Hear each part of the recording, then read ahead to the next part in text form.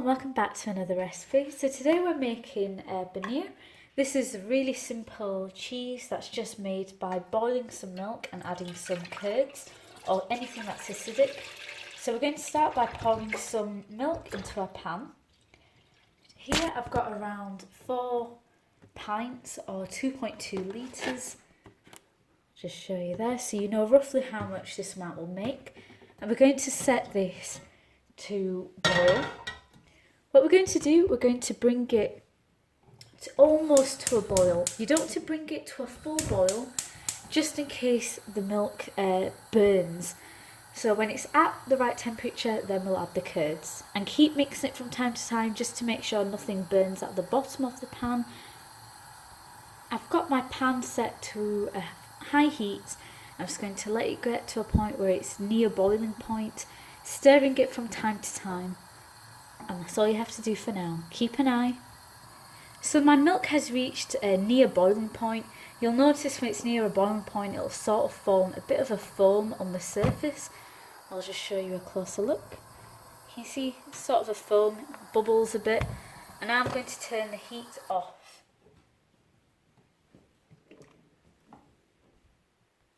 So my milk is steaming, there's a foam on the surface, and now we're ready for the next stage.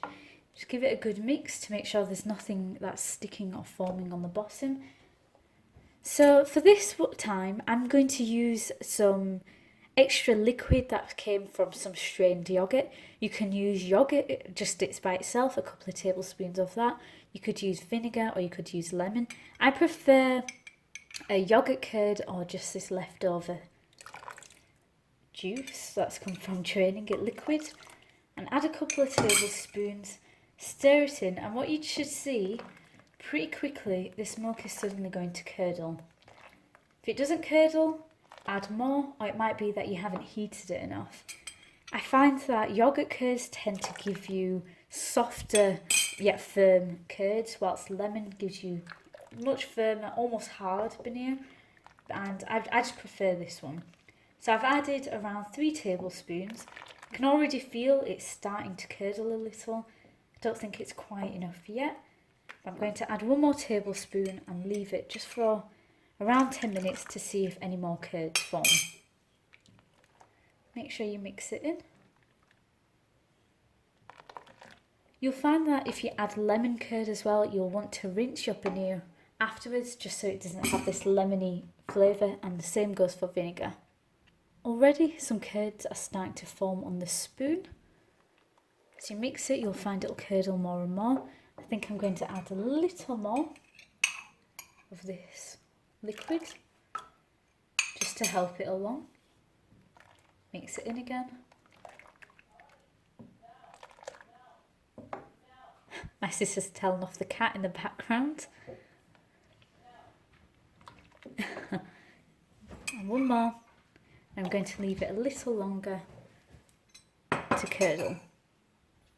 I think the amount of liquid that we strained from the yogurt isn't enough. It's curding, but not quite enough. So I'm going to add a little bit of actual yogurt as well. So let's just start with a tablespoon. And you'll see once you've got enough, the results will happen pretty quickly. Mix that in.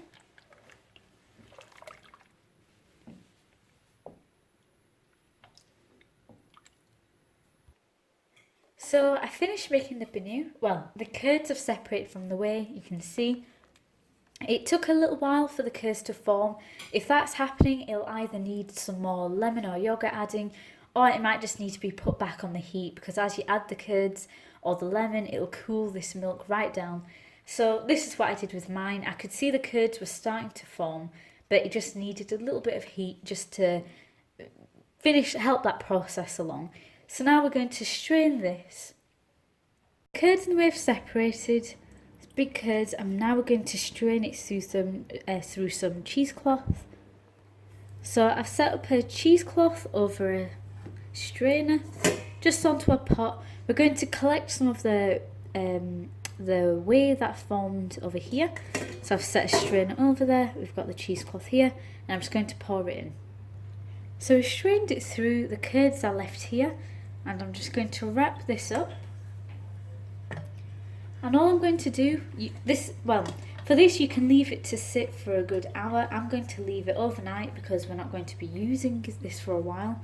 So I'm going to knot it and just let all that liquid, excess liquid, strain out from this to leave a really firm, yet nice and soft inside, but firm paneer at the end of it.